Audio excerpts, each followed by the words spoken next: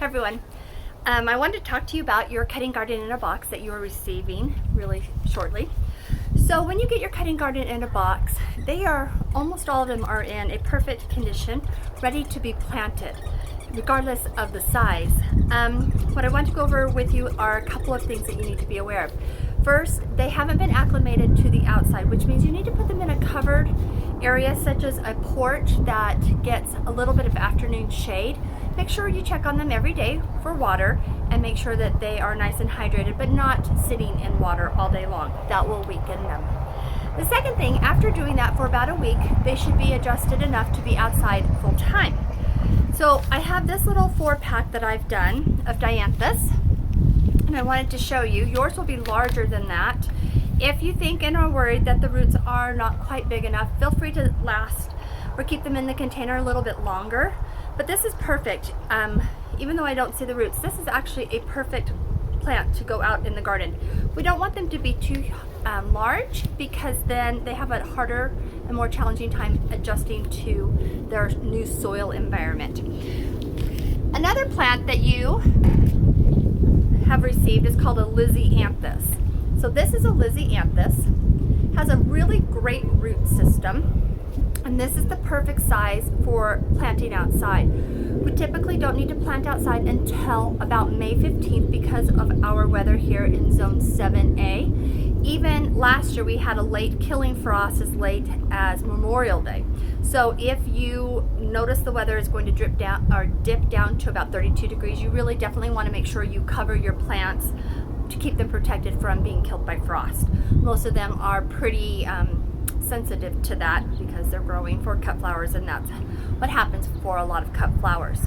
These little lisianthus, you may not think much of them at first, but these have been growing from a very, very, very small seed since the end of November, the 1st of December, and this is all that they are this far.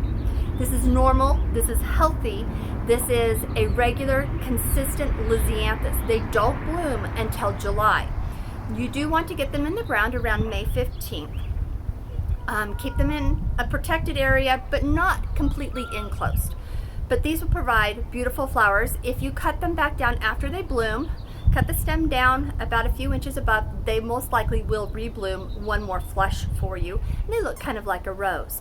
These are extremely expensive plants to purchase and to get. Even though they look so small, because of the time and care involved in getting them to this point to where you can actually put them in your garden, they take a lot of time and expertise to grow. So please be aware that size is not everything, all right? The other one I wanted to show you is snapdragons. So here's a tray of snapdragons that I've started, and you may notice that they're really, really small. Not a problem, because what happens is the roots are self-sustaining in each one of these little things. I can plant this little itty bitty snapdragon and put it in the garden, provide some watering, and it will survive just fine. These snapdragons were started clear back in February. They take time. A lot of you might consider and think that they need to be huge, and actually it's not great to transplant into your native soil when they are really, really large. They are really healthy. They're really good condition. If you struggle with anything, let me know. I can't guarantee that they'll all survive because your environments are different. The way you take care of it is different. Make sure the soil is moist but not waterlogged, and that's going to help you a lot. Another thing is, if you find that you have more than one plant in a cell, in a little grouping, you can do the following, and I'll show you with this little one. So as you can see, I have multiple plants. I have 4.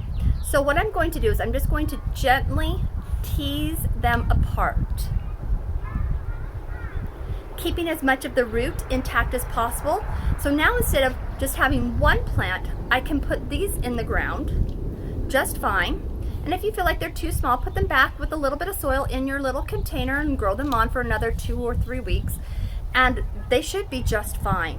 I do it all the time, and this is how you can get a little bit more bang for your buck, so to speak. So if you have more than one plant, let it grow to at least about this size, perhaps a little bit larger, and when the stems are a little bit sturdy, and then separate them and then spread them out. If you have any additional questions, make sure you reach out and let me know. Happy gardening!